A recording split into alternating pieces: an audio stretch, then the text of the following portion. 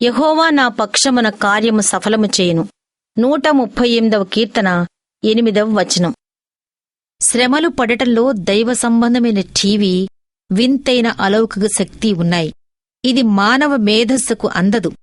మనుషులు శ్రమలు లేకుండా గొప్ప పరిశుద్ధతలోకి వెళ్లటం సాధ్యం కాదు. వేదనలో ఉన్న ఆత్మ ఇక దేనికీ చలించని పరిణతి పొందినప్పుడు తనకు సంభవించే కష్టాలను చూసి చిరునవ్వు నవ్వగలిగే సంయమనం వచ్చినప్పుడు బాధల నుండి విడుదల కలిగించమని దేవుణ్ణి ప్రార్థించడం కూడా అనవసరమన్న భావన మనలో నాటుకున్నప్పుడు బాధలు మనలో తమ పరిచర్యను పూర్తి చేశాయన్నమాట. సహనం మనలో ఈడేరిందన్నమాట. శిలువ శ్రమలు మన తలపై కిరీటంగా రూపుదిద్దుకున్నాయన్నమాట. శ్రమల పట్ల ఇలాంటి దృష్టి మనకు కలిగినప్పుడు మన ఆత్మలో పరిశుద్ధాత్మ ఆశ్చర్యకరమైన కార్యాలు జరిగించటం మొదలు పెడతాడు. ఇలాంటి స్థితిలో మన వ్యక్తిత్వమంతా దేవుని ఆధీనంలో నిర్మలంగా నిశ్చలంగా ఉంటుంది. మనస్సుకి దేహానికి సంబంధించిన వాంఛలన్నీ అదుపులో ఉంటాయి. మనసులో నిత్య విశ్రాంతి పరుచుకుంటుంది. నాలుక మౌనంగా ఉంటుంది. అది దేవుణ్ణి ప్రశ్నలు అడగటం మానుకుంటుంది.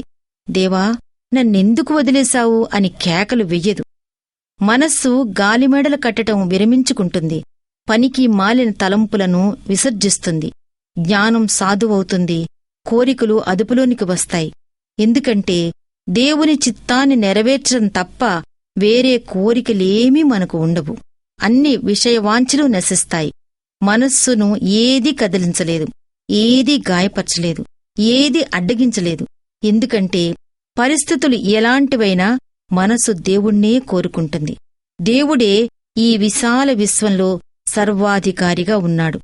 కాబట్టి మంచివేగాని చెడ్డవేగాని గడిచినవేగాని రానున్నవేగాని అన్నీ మన మంచి కోసమే సమకూడి పనిచేస్తూ ఉంటాయి. పూర్తిగా ఇంద్రియాలను లొంగదీసుకున్నవాడు ధన్యుడు. మన బలాన్ని, జ్ఞానాన్ని, మన సంకల్పాలను, కోరికలను విడిచిపెట్టి మనలోని అణువణువు యేసు పాదాల క్రింద నిశ్చలంగా ఉన్న గలిలయ సముద్రంలాగా అయిపోవటం ధన్యకరం. శ్రమలో నిరుత్సాహపడకపోవటమే గొప్పతనం.